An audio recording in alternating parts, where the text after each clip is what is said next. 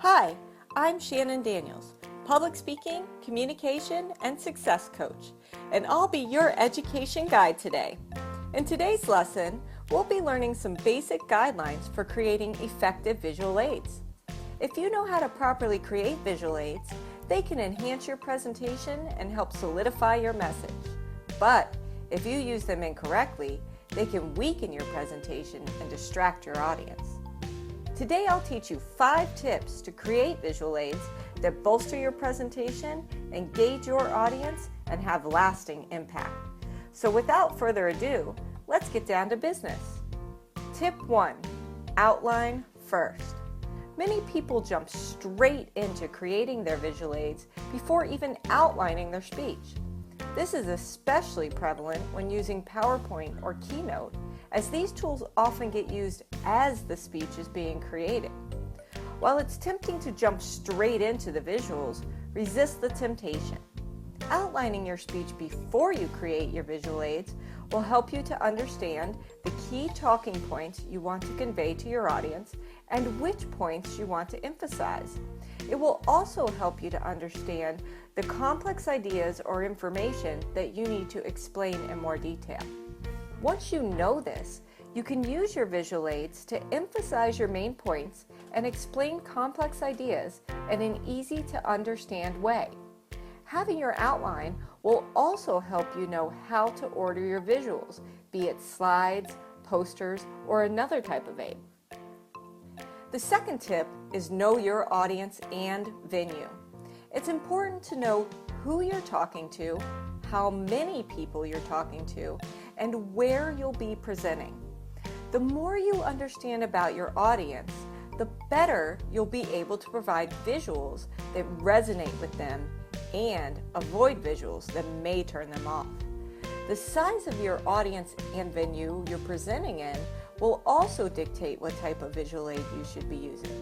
For example, you wouldn't use a poster when standing on stage presenting to an audience of 500 or more people because nobody would be able to see or read it, except for maybe a few people in the front row. Tip number 3, choose the right type of visual aid. Since the invention of PowerPoint and similar technology, many presenters use these as their go-to visual aid. While these tools are incredibly powerful visual aids, they're not your only choice. If your presentation content, audience, and venue support other means, shake things up by getting creative and trying something different. Other types of visual aids that may be appropriate include posters, videos, props, objects, and models, photographs and drawings, maps, handouts, even other people. The options are limitless. And by straying from the norm, you're likely to stand out and be more memorable to your audience. The 4th tip is to pay attention to color and contrast. Just as what you wear says a lot about you, how you dress up your visual aids says a lot to your audience, whether they realize it or not. Color plays a major role in your audience's subconscious, so you should be careful when choosing colors for your visual aids. The color you choose sends a message, and you want to make sure that that message coincides with the message you are trying to send and how you want your audience to think or feel. For example, soft colors and pastels are soothing. Orange, red, and gold can create excitement.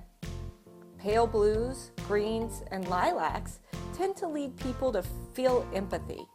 And brighter, warmer colors are best when wanting to motivate or inspire your audience. It's important to not go overboard when choosing a color scheme. Stick to 2 or a maximum of 3 colors for your visuals.